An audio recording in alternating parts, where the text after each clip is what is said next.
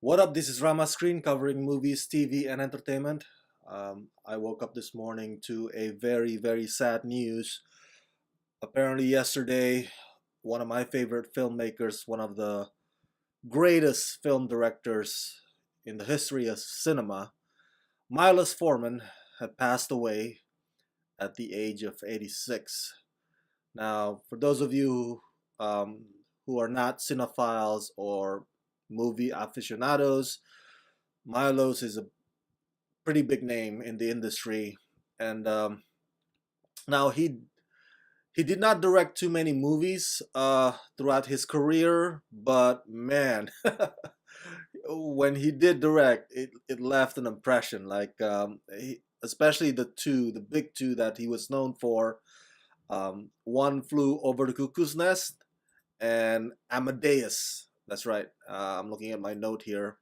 One Flew Over the Cuckoo's Nest won 5 Oscars, including Best Direction, so an Oscar for him. And Amadeus in 1984 won 8 Oscars. Holy smokes, that's a lot, including Best Directing. So he owned 2 Oscars for Best Directing category from those movies.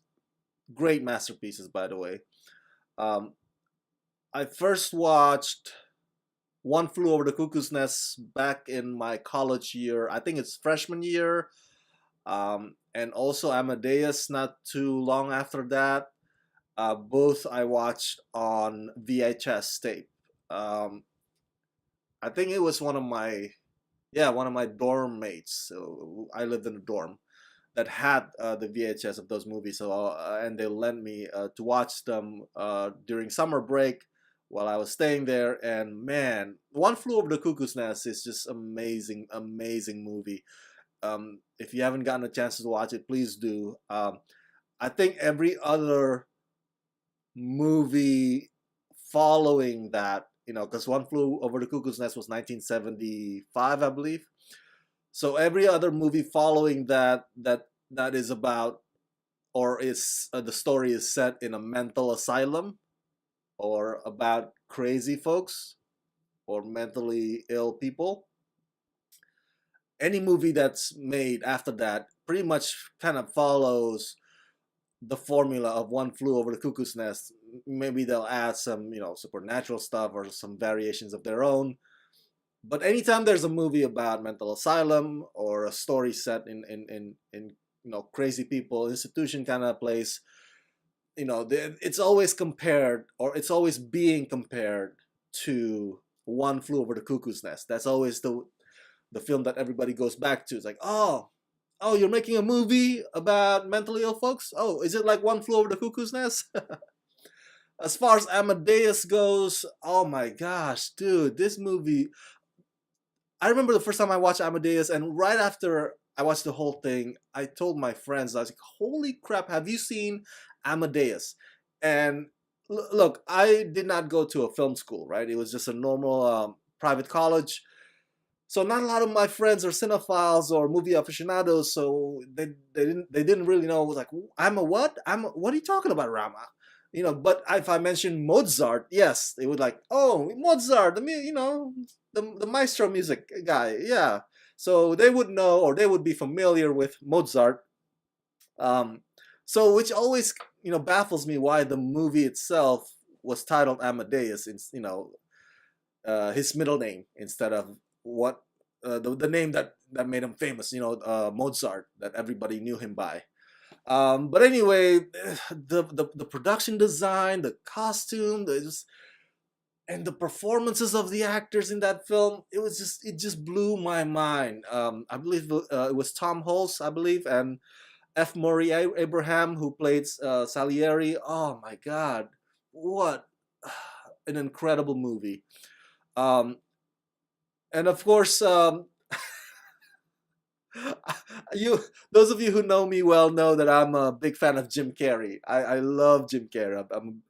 He's one of my favorite comedians. So when I saw Man on the Moon 1999, that was directed by Milos Forman, and it starred Jim Carrey as the late great comedian Andy Kaufman. Oh my god! I remember I was in the theater. It was just like, this is a fantastic biopic. And after the movie ended,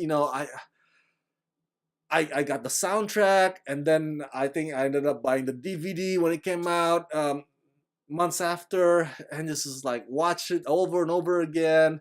It was just, if you believe they put the man on the moon. I kept listening to REM song "Man on the Moon" a lot of times. It was just like I had a man on the moon face where I just was just so addicted to the film, and it left a big effect or impact on me.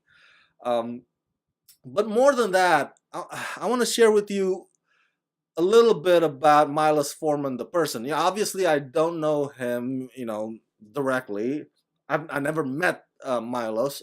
Unfortunately, I would have loved to have had the opportunity, but I never met Milos Forman. But I want to read to you a little bit about his background, because I am an immigrant, right? I just got my U.S. citizenship ceremony granted this past month. I'm very, very grateful for that. So I'm always like championing or vouching for my fellow immigrants and the issues relating to immigration. And Milos Forman is one of those successful immigrant story successfully reaching the American dream. He was born in Czechoslovakia, known today as Czech Republic. And check this out. I kid you not. I'm reading off his profile here, and just letting you know his background a little bit. His dad and his mom were a professor and a housewife, and both of them died in Nazi concentration camp. Uh, that itself, you know, broke your heart, right?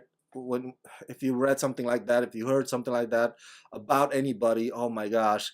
Um, his mother died in Auschwitz, so he ended up little Milos ended up living with his uncles, growing up and becoming a filmmaker.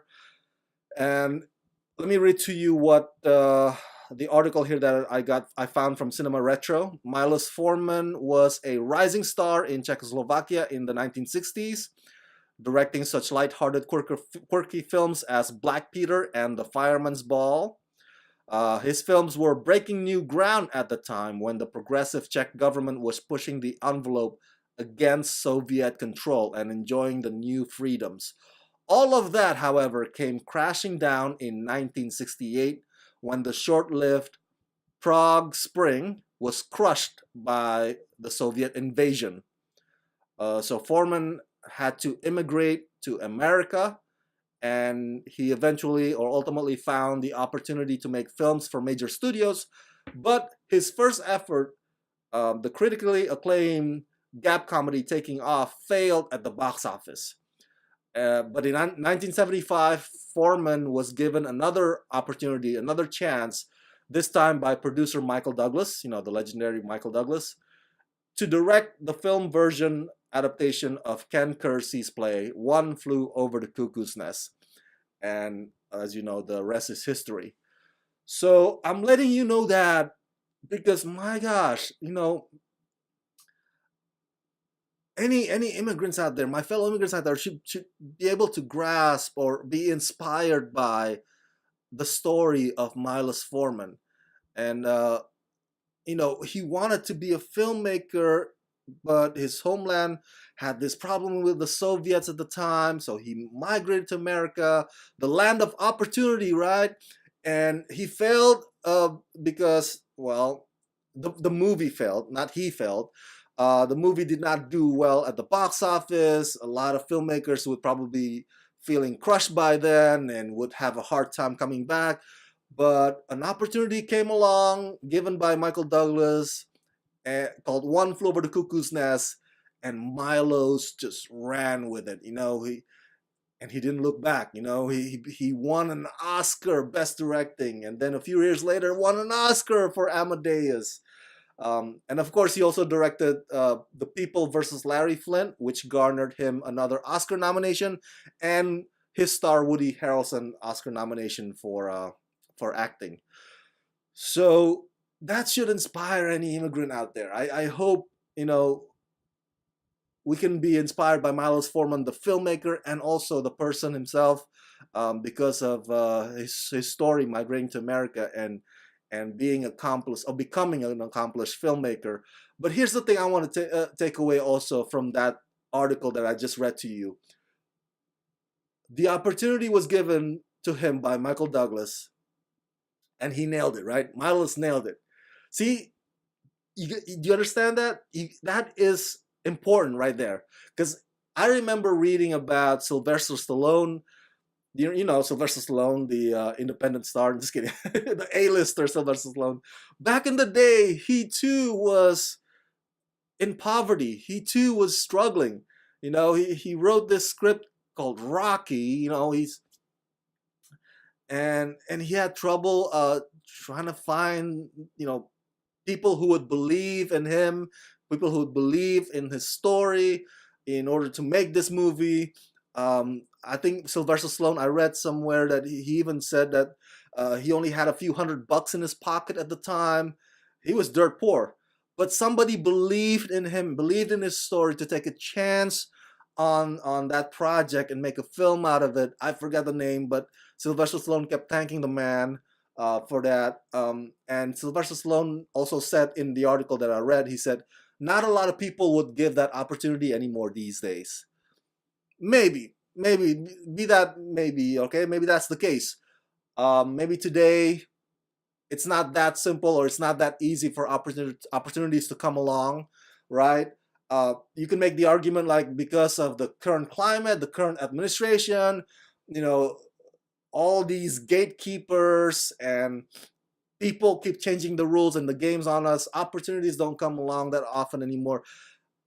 And those will be solid arguments. But at the same time, for my fellow immigrants out there, I still do believe that this is the land of opportunity. If opportunities are not given to you, then create your own opportunities. Nobody's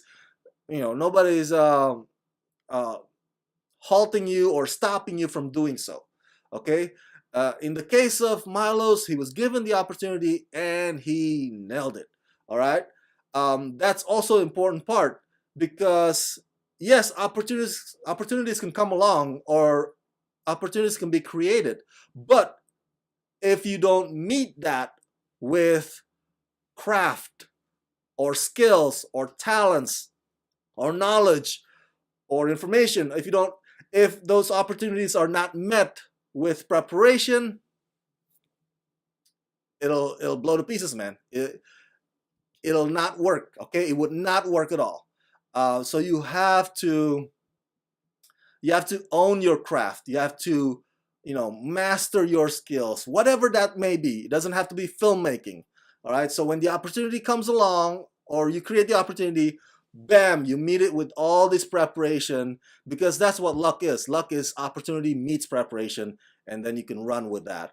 That is very important, because if you don't meet opportunities with craft, with skills, or with talents or preparation, then you risk fumbling the ball. All right, you might drop the ball. All right, you might, and if you fail, you never know when those opportunities will come along again. All right, maybe word will get out, word will spread out, like, oh, this guy, I gave him a chance and he fumbled. You know what? And then he'll spread the word to the whole town, and who knows, you might get a bad rap. That's why you gotta, if you're like, oh, Rama, I don't have my shot yet, I don't have my chance, when is it gonna come? When is my big break gonna come? Okay, while that is still in the waiting, all right, because I don't know the answer to that, whenever that happens, while you're doing that, make sure you accumulate the knowledge, learn the trade, master the skill, do whatever it takes, do whatever you need to be an expert and to be really, really good at it. Okay, whatever that may be, filmmaking, authorship, you name it. I can't think of the top of my head right now. But so that's the important lesson that you can take away also from Milos Forman's life. And that goes not just for my fellow immigrants, for those of you out there trying to be inspired every day. This is an inspiring story. This man, Milos Forman. So yeah, go check out his films. His films are amazing, incredible. They are timeless classics. Definitely something that should be cherished for all time. And at the same time, also learn from how he rose above his adversity and his struggle, you know, and he migrated here and successfully accomplished the American dream for himself. So yeah, Milos Forman, thank you so much, sir, for your contributions to the world of cinema. We will miss you. Rest in peace.